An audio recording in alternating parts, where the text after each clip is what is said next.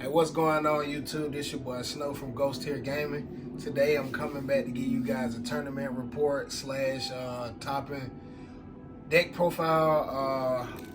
Went to the WCQ in Austin, Texas. Unfortunately, didn't have my invite, but I decided to do a regional flight, and I won out. As you can see, deck box. They didn't have none of the mats for the current season, and they wasn't giving out the engraver mats, so we just had to pick mats to get. And so obviously I just picked the best mat out of them all, the best format, zoo format. So yeah. Overall tournament went well. Obviously played the best deck right now in the game. By far this deck was insane. My matchups were 2 mirrors, 1 Yubel, and 1 Tenpai. And up until the finals I 2-0 all of them. So yeah. Without further ado, let's get right into it. So I know you guys tired of seeing this, but obviously it's Snake Eye Fiendsmith. So yeah, with a little spice that I didn't even really see, but nevertheless, yeah, let's get into it. All right, so first off, obviously I'm not going to explain the Snake Eye part because obviously y'all already know what it is, but 3 Ash, 2 Pop, 1 Oak, 1 Yubel Star, 1 Flame Birch. So now with the release of the Fiendsmith cards, this card has now been dropped to 1. Honestly, this card is good, but really not much need. You just need it for the combo, but after that, it's not too much needed no more after that. But it's still, you know, it still got to be there because it's still it's a big body with recursion. So, yep, that's it for the Snake Eye part. And then obviously we played a 3 Yubel Star. It's probably like the best card ever, but it's a good card. I loved it. I seen it a lot. It let me play through a lot of hand traps. So you had to max out at it. It's probably gonna get hit. Who knows? Then for Fiendsmith, obviously we played 3 Engraver and 1 Lure.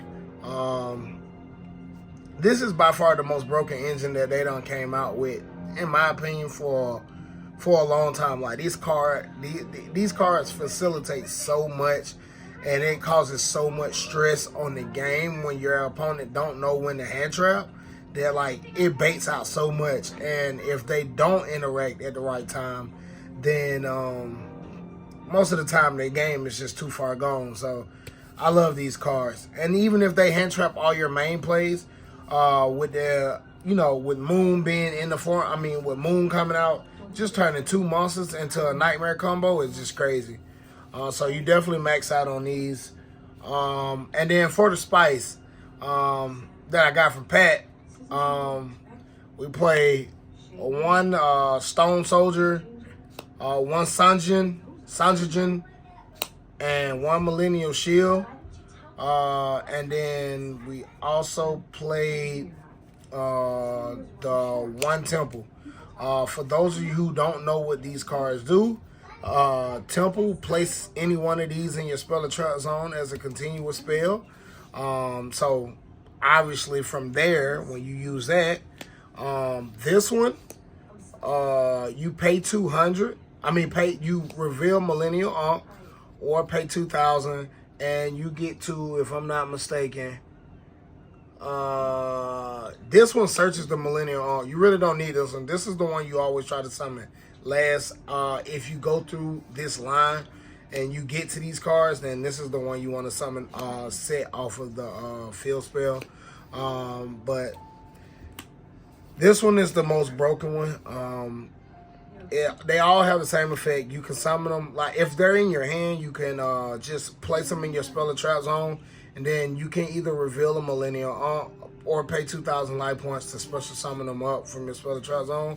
And they all have effects on summon. Obviously, like I said, i.e. this one searches the Ankh. This one actually searches any one of these. So that's why this one was more broken, because essentially these are just for the cost of 6,000 life points. is 3 bodies that you can just almost make anything with. The 6,000 life points to make a princess if you're playing through your opponent's board. So these cards were crazy. I never really got to see them, but in theory they're broken. So yeah, decided to try them out. This one, like I said, searches these, and this one searches the field spell. Next, obligatory 3 bonfire. Basically just extra ways to get the popular. 3 wanted, extra copies of the Bellstar, plus Snake Idea Bellstar, 1 OSS, 1 Temple.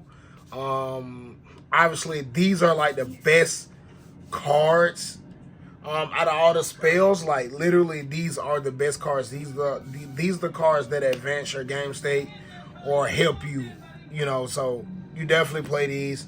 1 extender and 1 for 1. This card was crazy. I liked it.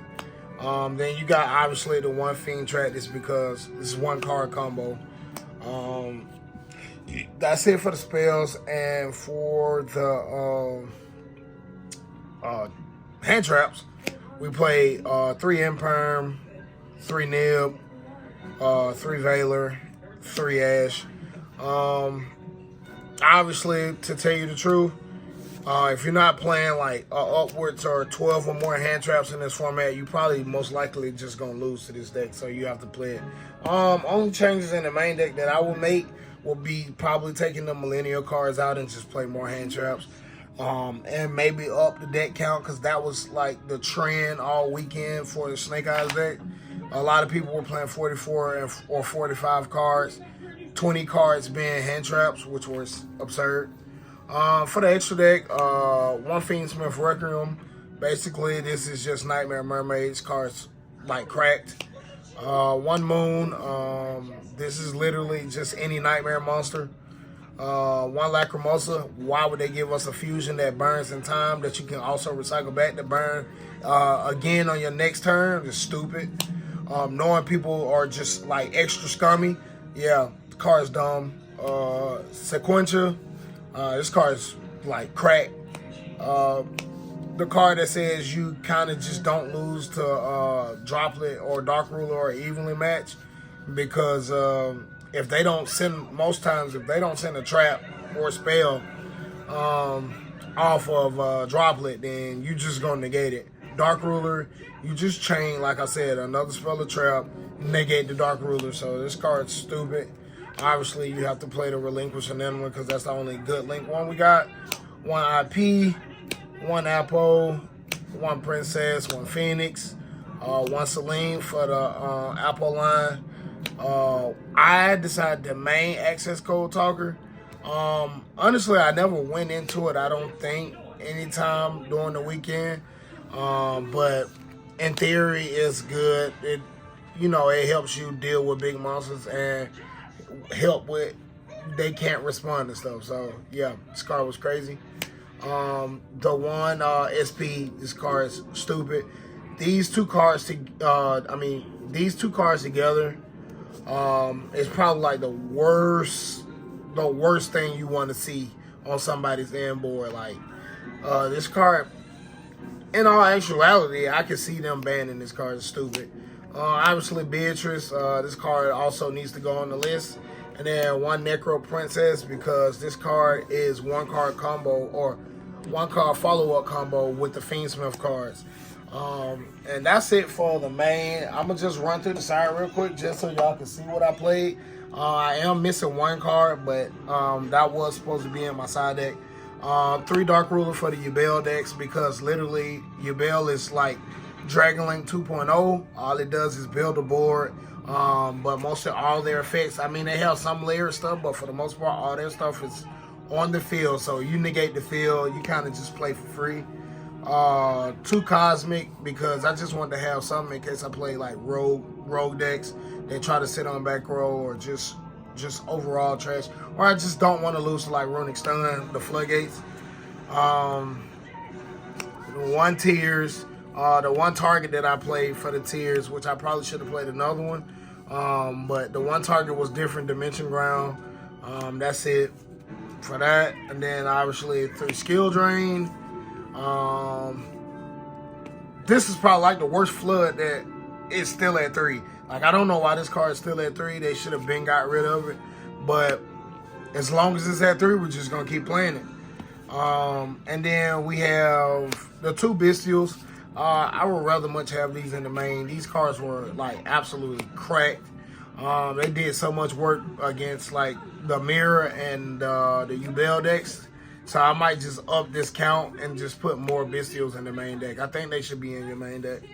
And then lastly, a card that I didn't really get to use, but I think like once in all my matches, and that's Mochami Pirellia. This card is like literally watered down Max C, but for the most part, against a lot of decks, this card like still gets you, if anything, a +1. So this card's absurd.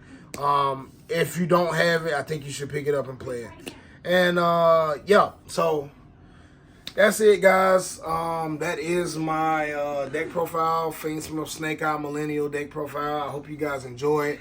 If there's any changes that you guys think I should make, you know, leave it in the comment section down below. And yeah, until next year, guys, we locked in. See you later.